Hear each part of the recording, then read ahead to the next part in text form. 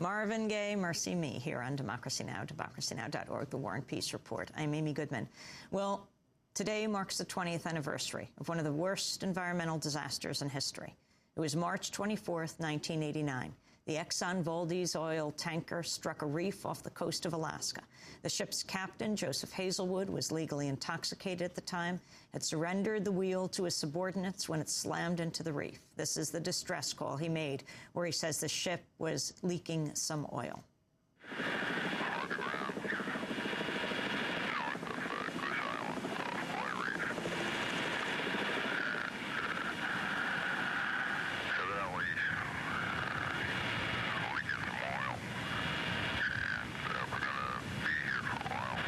The Exxon Valdez spilled 11 million gallons of crude oil into the fishing waters of Prince William Sound. The spill contaminated more than 1,200 miles of Alaska's shoreline, killed hundreds of thousands of seabirds and marine animals. It also dealt a staggering blow to the residents of the local fishing towns, and the effects of the disaster are still being felt today. A report marking the 20th anniversary of the spill has found oil still persists in the region, and in some places, quote, is nearly as toxic as it was a few weeks after the spill. The report was put together by the Exxon Valdez Oil Spill Trustee Council, which oversaw restoration efforts. It states, quote, at this rate, the remaining oil will take decades and possibly centuries to disappear entirely. And 20 years after the disaster, litigation against Exxon continues to drag on. In 1994, an Alaskan jury found Exxon responsible and ruled the company should pay $5 billion in punitive damages to some 33,000 plaintiffs. Exxon appealed. In 2006, the Ninth U.S. Circuit Court cut the award of punitive damages in half to $2.5 billion. Then, in a 5-3 ruling last June, the Supreme Court cut the amount of punitive damages again and ordered ExxonMobil to pay just $500 million in punitive damages, 1/10 of the original jury's ruling. That equates to about 4 days of ExxonMobil's net profits. Most of the plaintiffs in the suit were from the small Alaskan fishing town of Cordova. Back in 1989, 4 days after the spill, the residents of Cordova held a town hall meeting to address the cleanup. They invited Exxon spokesperson Don Cornett. This is some of what he said. You think you feel bad about this, we feel awful about it. But that doesn't help to come tell you that. I'm here to tell you what we're going to do about it. The contingency plan was deployed. And that... May I get a word in here, please? Just a second, folks. Let me, if you don't mind. My name is Riki Ott.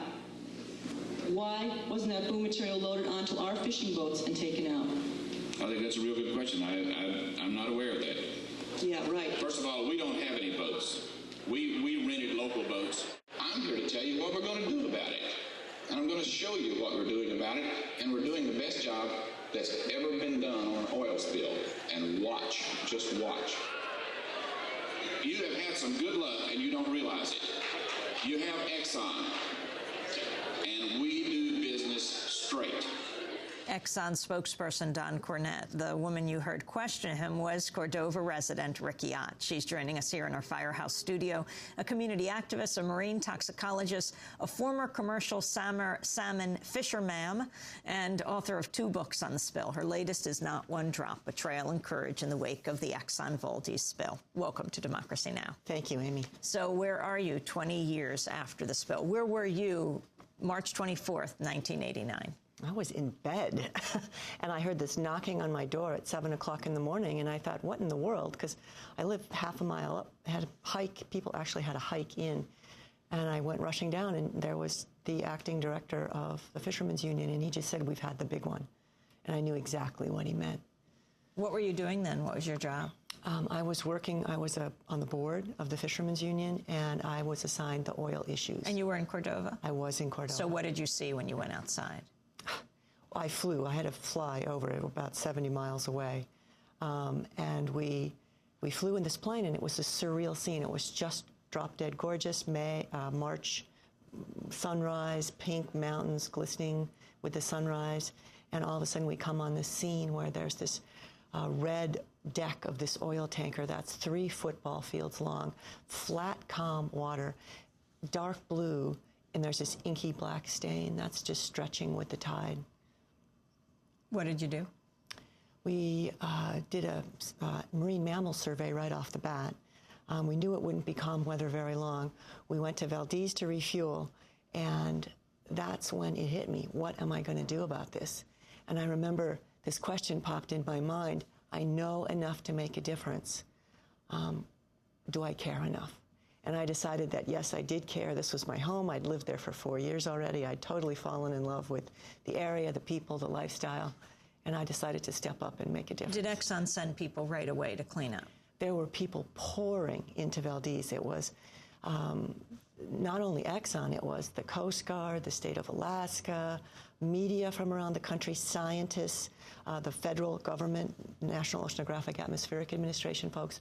And, I mean, it was clear that, I mean, this was a huge spill, and how were we going to get our voice out and what mattered to us, which were the fish coming back. You're a marine toxicologist. Explain the extent of the devastation. Marine toxicology is a study of pollution, marine pollution, and the fishermen went, okay, here come all these scientists and experts, and we have Riki, and I'm like, oh, man. We were worried that the killing would not stop in 1989. The scientists, it was a huge devastation. I couldn't even go out on the beaches initially. I couldn't take the emotional hit. People came back, the fishermen, and they said they had sat down on what they presumed was rock to cry, and it turned out to be like an oiled sea otter or something that was dying. There were just bodies everywhere. The oil in some of the bays was over 3 feet thick. You couldn't even hear the sound of the waves crashing on the shoreline. Everything was muted. Some of the oil, with the storm that came through, there was a huge storm that came through, and it just smeared oil up to 40 feet high on some of our coastline. It was in the trees. I mean, it just took animals out, and it was very, very quiet. How many animals died? There was up to 500,000 seabirds, up to 5,000 sea otters, 300 or so harbor seals, billions of young salmon and herring fish eggs, and young juvenile fish. And this was a problem because it created a delayed impact. I mean, when you take out eggs, you don't really see the impact until those eggs should have become adults and joined the adult population. That's what we saw with herring. The crash didn't happen until 1993, 4 years later, when the young of the year in '89 failed to materialize. And so what happened to the herring industry? How extensive was it? Well, the salmon and the herring both collapsed because they were spawned on these beaches, these oiled beaches. Salmon, and this was 92, 93. This is delayed harm. Salmon gradually came back, but herring never did. And this is a huge problem, not only for the ecosystem, but also for the economy. Herring are the main forage fish of the ecosystem of Prince William Sound. So whales, sea lions, seabirds, everything depends on herring. Without herring, realistically, we can't expect the Sound to recover. And what the scientists are saying now is they have no idea how long it will take for herring to recover. Meanwhile, the herring fisheries are closed indefinitely. So the permits that we pay a limited price for a limited entry permit. It's kind of like buying a home. It's a big price, and you take out a loan, and then you pay it back every year based on your fishing income. And it's zero income for herring fishermen. So they have incurred a huge debt on this permit, and it's really the debt that's eating us alive now. $300,000, and these permits are worth now about $15,000. I mean, the mayor committed suicide? One of our mayors, right after the spill, he did, and it was 1993 when the fish runs were collapsing, and I call that year as bad as it gets. Up to that point, we had been victims. We had been waiting for Exxon to pay us. Exxon promised to make us whole. You know, you're lucky you have Exxon. We hadn't even gone to court by 1993. We had fish run collapses, bankruptcies, divorces, suicides, domestic violence spikes, substance abuse spikes. The town was just unraveling. And we were waiting for somebody to help us, the state of Alaska, the federal government, the court system, Exxon. Nobody. And there were 33,000 plaintiffs. There are 32,000 claims, 22,000 plaintiffs. Some people had multiple fishing permits, so salmon fishing, herring fishing, so they would have 2 claims. And these are people all through 22 communities and even as far out as Bristol Bay, because the price dropped and there was a price tainting effect. So what we did was the mayor in our dark hour, it really was our darkest hour, committed suicide. And what we did after the fish run collapse is we did a community-wide act of civil disobedience. We blockaded Valdez Narrows, held up oil tanker traffic. This was to bring attention to Prince William Sound. Everything was collapsing, seabirds, marine mammals, fish. And this got the attention of President Clinton, and he said, what is it that you fishermen want? And we said, we don't want to be fined for civil disobedience, we're desperate. And also we want ecosystem studies. We want the scientists to connect the dots between the seabirds, the marine mammals, the fish, the beaches. What happened to Prince William Sound? Those ecosystem studies began in 1994, really too late for our trial. They didn't get completed until about 2004. I'm talking about published papers now. And those studies show, sure enough, the oil that's remaining on our beaches is still causing harm. Let me see. You have brought a little jar. This is Exxon Valdez oil, Smith Island, Prince William Sound. This is 1 year ago. This is not July 2nd last year, not even a year. This is astounding. That's what we think, too. I take children out on the beaches now who were born after the spill and say, this is your legacy. It's just covered in oil. The oil specifically is polycyclic aromatic hydrocarbons, PAHs. This is actually coming out the tailpipes of our automobiles. It's the fine soot. That's kind of the code word for it. And this is linked with genetic harm, not only in animals, but in people as well. Respiratory harm, reproductive impairment, cancers. Very low levels of this oil, these PAHs, cause incredible harm to people. You've said that this is not just an environmental disaster, but a crisis in democracy. It is a democracy crisis. The question we started asking as our lawsuit went on and on and on, and we did get paid, was how did corporations get this big, where they can manipulate the legal system, the political system? What happened here? And I thought that was a really good question, so I went to answer it.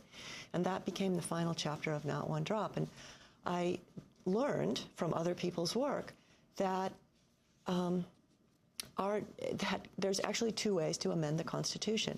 One is formally through people-made law, which we've done 27 times, and one is informally through what Thomas Jefferson called the engine of consolidation, the federal judiciary, the Supreme Court. And in 1886, the Supreme Court made sort of a seminal decision where it granted a railroad corporation equal protection under the 14th Amendment, which is, of course, the Civil Rights Amendment for due process and equal protection for African-American men. For the first 40 years after that passed, there were 307 lawsuits brought, 19 by African-American men, the rest by corporations. And at that point, when the 14th Amendment passed to corporations, this thing called a corporate person arose. And that corporate person, in the eyes of the law, is able to access our rights, human rights, the Bill of Rights, constitutional protections. This is wrong. The word corporation never appears in the Constitution or the Bill of Rights. This is how we've lost freedom of speech. We as people still have the First Amendment, but so do corporations. Free speech equals money. Those with more money have more speech. Pretty simple. So I began to understand that the legal system is broken. The election process is broken, all because of the same reason, this corporate personhood. Where has Sarah Palin, the governor, stood on the Exxon case? She has never seen an oiled beach. She's been protected from that. She stood with the fishermen at the Supreme Court.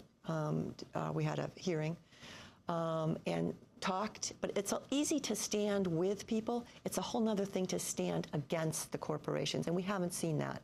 We haven't seen her asking Exxon, for example, to pay it $92 million outstanding to clean up that oil that's still on our beaches. 1994, the jury rules you get $5 billion. What happened? The jury, it took 3 weeks to come up with that decision. They didn't just pull it out of the air. The jury asked the question, how do we hold a corporation this large accountable to people? And the jury decided they had to tie profit to punishment. So at the time, 1994, that was 1 year's net profit for Exxon, $5 billion. And that way you can hold, big corporation, big punishment.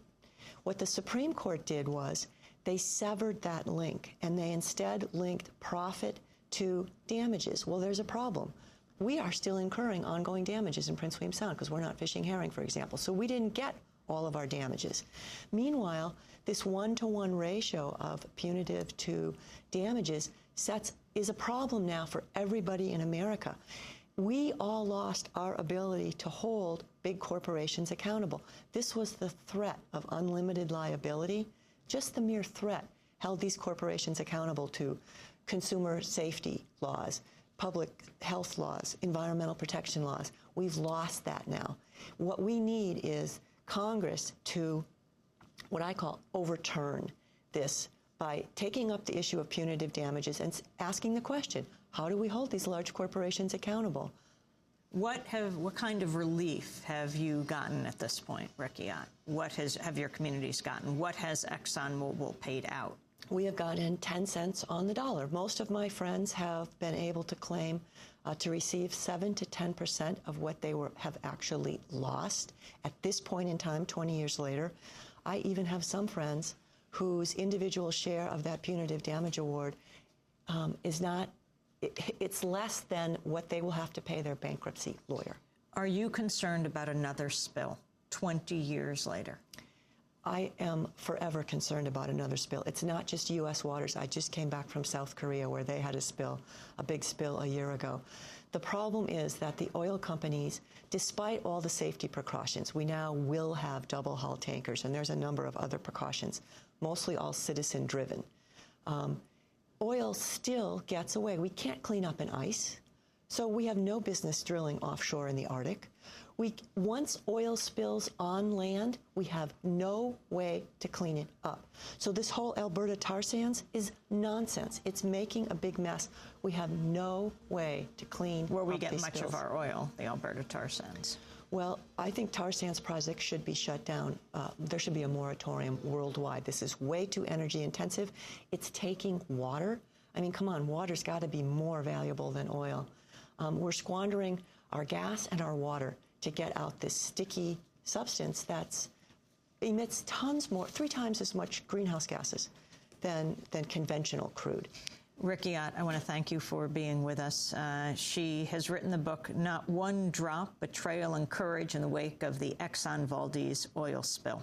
I thank you for joining us. Thank you, and I'm advocating the 28th Amendment to strip corporations of human rights. Thank you. And that does it for our show. Democracy Now! Is produced by Mike Burke, Shufo Dokadus, Aaron Mate, Angelique Kamet, Steve Martinez, Nicole Salazar, Hani Masood, Robbie Karen. I'm Amy Goodman. Thanks so much for joining us.